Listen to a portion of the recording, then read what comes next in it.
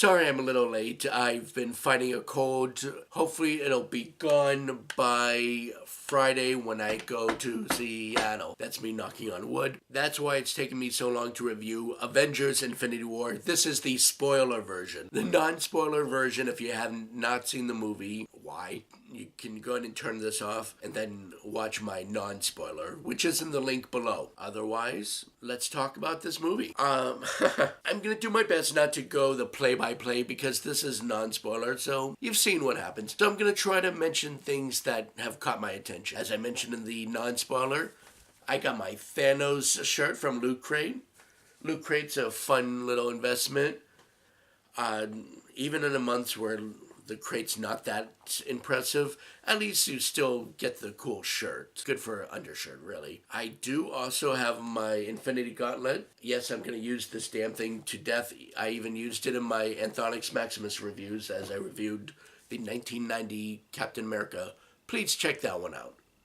Okay, I'll go and leave the link down below too. Yeah, the movie starts off real quick with Thanos' devastation as he destroyed pretty much everyone of Asgard. Like, you think the ending of Thor Ragnarok was happy, everyone escaped, and they're gonna go off to Earth. We see in the post-credit scene that the ship is being docked by a mysterious force. And that's supposed to be the Black Order. Alright, even though it did look kind of bad, at least I kind of thought maybe they'll just be captured. No, about everyone we grew to know got killed. Valkyrie, they all died. Except for Thor and Heimdall, which we had to watch die. And then Hulk came in, but got whipped like a...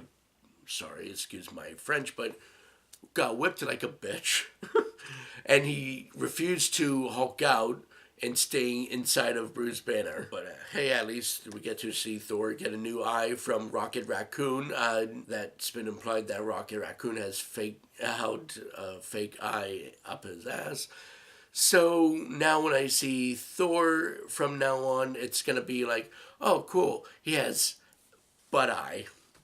That's what I'm going to call it, butt eye. Got the Guardians of the Galaxy in the film. Everyone was good. Apparently Quill and Gamora, I almost said Nebula, did the whole I love you, goodbye kiss when she was being taken away by Thanos. I know there's a scene in between. I'm just kind of clumping as best as I can because a lot has happened in this movie. But when those two kiss, and we see that for our first time, you could tell this has been a thing that's been going on for a while. Gamora's death, my god. I mean, she was stupid because she didn't see it coming, but when you see Thanos crying because he knows he has to kill the thing that he loves in order to get his stone, I actually felt for him. Like, I actually felt bad for the evil maniacal villain that wants to eliminate the universe. She was stupid for not seeing it right away, but hey, at least we got to see Red Skull.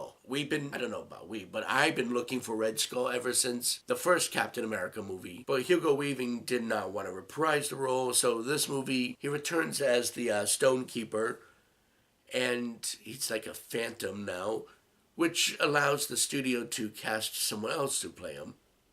And that's fine. Red Skull is Red Skull in any form, I suppose, so I guess that's our closure. Captain America rocking the beard.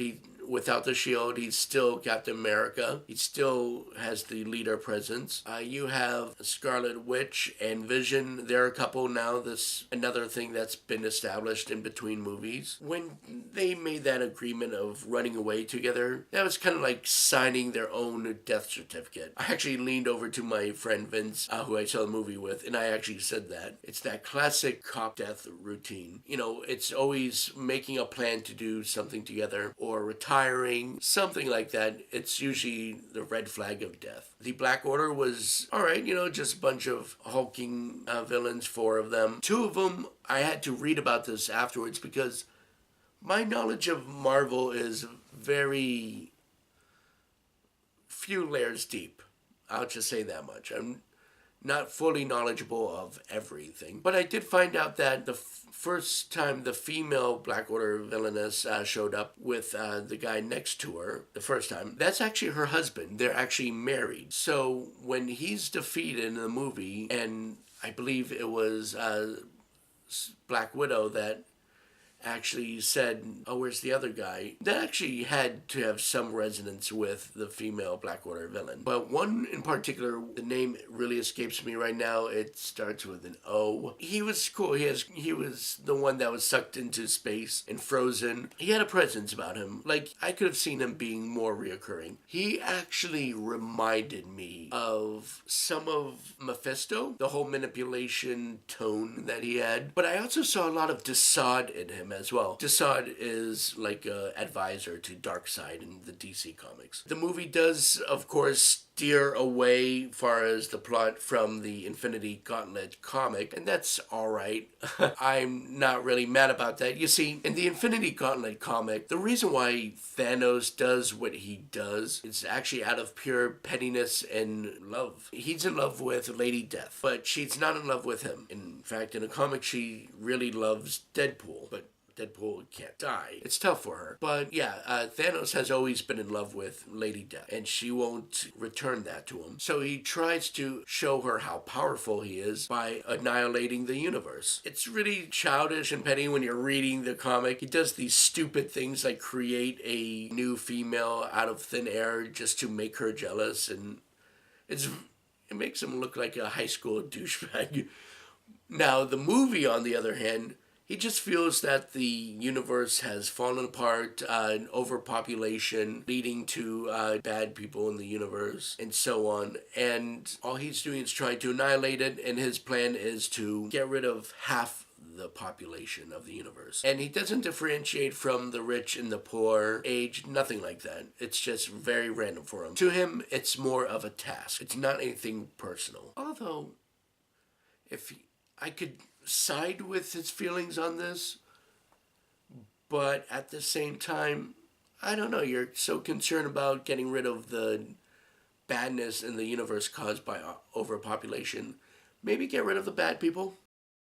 Just saying. Otherwise, yeah, the way he had to kill Gamora in order to accomplish this, the girl that he adopted after he slaughtered her family, is heartbreaking. When she dies, it makes Peter Quill, Star-Lord, lose his head. As the Avengers were nearly about to get the glove off of freaking Thanos' hand, that's when Quill had to get petty and start pistol whipping him. Could have shot him, but no, he decided to pistol whip Thanos, and Thanos got strong enough to get his gauntlet back. And yeah, Peter Quill's the reason why everyone lost in Infinity War. I actually blame it solely on him, no one else. Yeah, other people made stupid mistakes getting there. Everyone had an ego. Iron Man had an ego.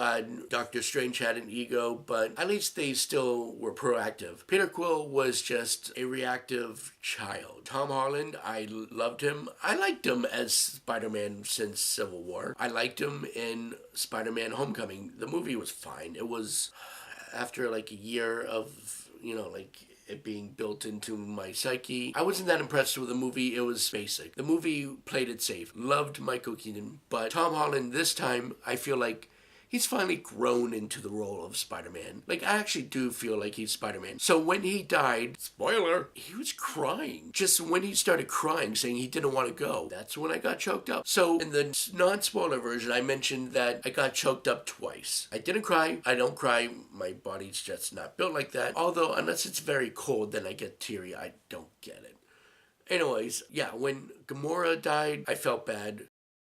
But not because her stupidness not realizing she was about to die, but more because Thanos had to sacrifice the one person that he loved to do it. And I, of course, got choked up for Spider-Man's death. When he started to fade off and him pleading and begging that he's not ready, he does not want to go, it's sad. Because, everyone likes to pretend that in movies, let me rephrase that, everyone likes to pretend that if it was them, they would go out fighting. And that's how it's depicted in movies. But the truth is, I think nobody wants to go like that. Everyone fears their mortality. So Spider-Man actually being honest about his feelings was really gut-wrenching. Kind of the same way as Doctor Who when David Tennant switched over to become the new Doctor and him saying he's not ready to go. It's that truthful realization that actually gives the death more of a resonance. Black Panther was good. He was protecting Wakanda and the Avengers that were rogue now living there. It was just set up more of a battle scene. And I was in a Brooklyn theater, so there's a lot of deadass comments, or like, yeah, by the end, everyone died, and except for, again, half the population of the universe. I noticed Ant-Man and Hawkeye did not show up at all in the movie, probably because Ant-Man is going to have his own solo film, but I'm sure it'll have nothing to do with this one. It might confuse the audience, so hopefully we'll catch them in the next Avengers, because this is supposed to be part one. Just can't end the series the way they did, right? Half the universe died. The only ones remaining, really, if you think about it, were the Phase 1 heroes. The Phase 1 heroes were the ones that survived. So that's Iron Man, Captain America, Thor, and Bruce Banner. The ones that got their own individual movies. Oh, I felt bad for seeing Tony Stark be in shock when Spider-Man died, because that's kind of like a son to him, whether he wanted to admit it or not. It became close to that role, and he really lost someone important to him. And the movie ends with Thanos smiling with his gauntlet off, as if mission accomplished, he can finally be at peace. Well, glad he got a happy ending. Meanwhile, the theater I was in, you can feel the air just sucked out of the room. But we did get a nice post-credit scene, didn't we? With good old Samuel L. Jackson as Nick Fury, and we also got Maria Hill, and they faded off, and Samuel L. Jackson, of course, as he's fading away, is doing the whole mother and fades away.